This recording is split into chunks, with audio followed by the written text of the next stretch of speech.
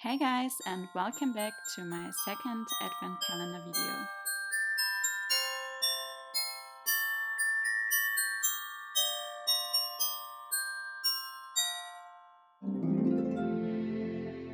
So yeah, this is page style number 2, and I really love to include this page style in my 8x8 mini albums because you can fit a lot of 6x4 pictures in this little booklet, and it's very interactive. As you can see here, it closes with a magnet and a ribbon pull tag, and then you have a booklet which opens from both sides, and it reveals a lot of different pictures.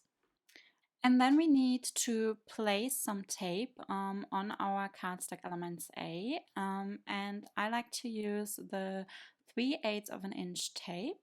And I just place it next to the scoring line of all these little flaps we created with scoring our paper. Now we also need to cut off the corners of these little flaps. So I like to turn around my cardstock for this because then I can see where to actually cut. And I just use my small scissors and I cut at an angle right next to the scoring line. So just be careful, you don't want to cut into the scoring line, but only right next to it. Once we have finished cutting all the corners, we can go ahead and fold up our little flaps just at the scoring line. So just make sure you don't want to fold it up on the side you scored it and also not on the side you placed your tape on, but turn around your cardstock and then fold it up on the back side of the cardstock.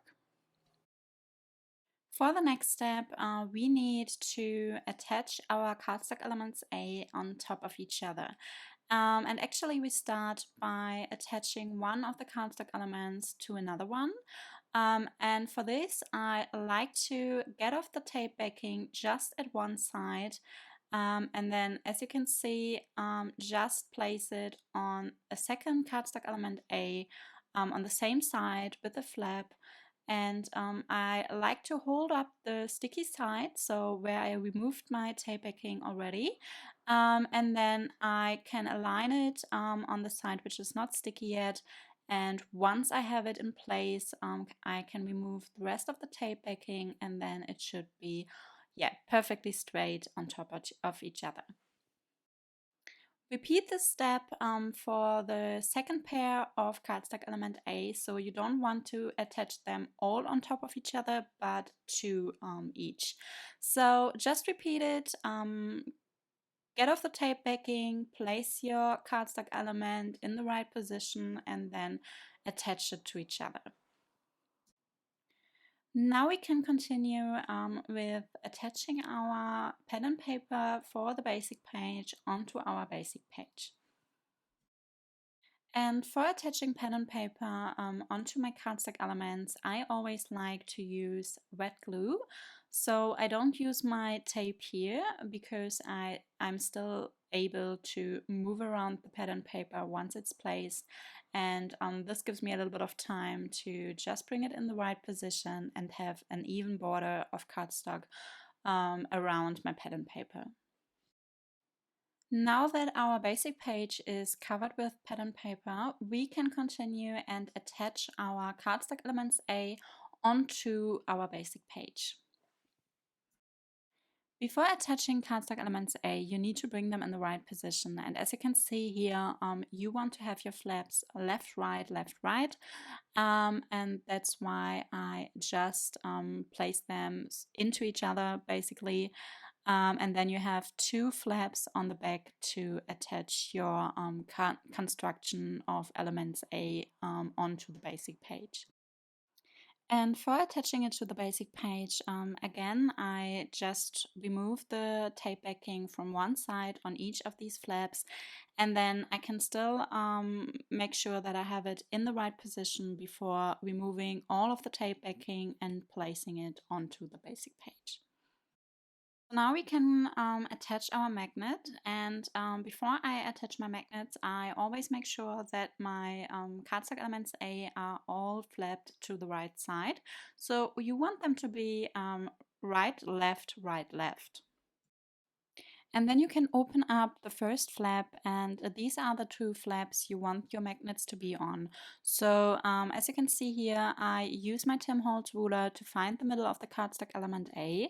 And with a pencil, I just mark down the middle, and then I can get off the tape backing from my magnets. And I just place it in the middle, but I don't place it all the way to the edge of the cardstock. And the other magnet is still attached to this magnet. So you can then go ahead and remove the tape backing from the other magnet, bring down the flap, and it will just stick in place. And then I also like to attach a little ribbon pull flap so that I can just easily grab my first cardstock element A when flapping this little booklet at the end. And also with the ribbon attached to it, I find it easier to just notice that there is something you can flap. So I always use some smaller tape and I attach it to one side of the ribbon piece, and then I just fold it on top of each other so that it sticks together and it's a little bit thicker. And yeah, then you can just attach it next to the magnet of the first flap. And because it's supposed to be something you will pull on, I want to make sure that it sticks very well to the cardstock. So I use a little bit of tape to attach my ribbon right next to the magnet on the first flap. And then I also use another piece of tape to place on top of the ribbon afterwards. And now we can also attach our pattern paper A to the top cardstock element A as well. Now we can open up all the pages we created for our little booklet, and that's where we want to attach our cardstock element B. So cardstock element B is going to be placed right in the middle of these two last pages we created for the booklet we made. And now we're basically done with our page style 2, and you can just close up the booklet. And then what I also did here is I added some photo mats to our booklet, but this is of course optional. You could also go ahead and just place your pictures right onto the cardstock. So yeah, that's it for today's video. I really hope that you enjoyed watching this tutorial, and if you did so, please let me know in the comments if you have any feedback, and also give it a thumbs up if you liked this tutorial. And then yeah, just have a good day and see you in my next video. Bye!